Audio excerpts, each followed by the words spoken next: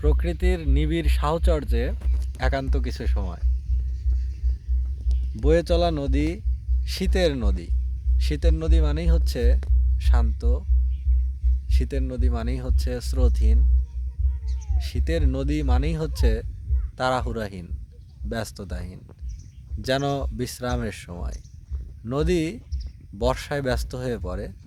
অত্যধিক বৃষ্টিপাত এবং উজান থেকে বয়ে আসা পানি নদীকে কর্মব্যস্ত রাখে।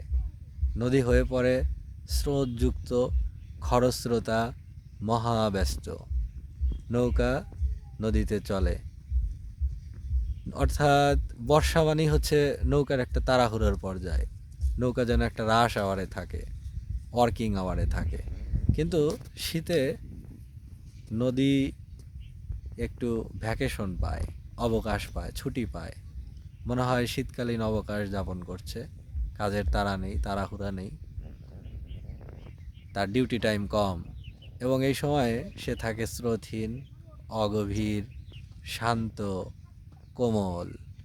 এই নদীই বর্ষায় হয়ে ওঠে খরস্রোতা, প্রভাবশালী, শক্তিশালী, প্রমত্তা, উন্মত্ত প্রভৃতি বিশেষণে তাকে বিশেষায়িত করা যেতে পারে।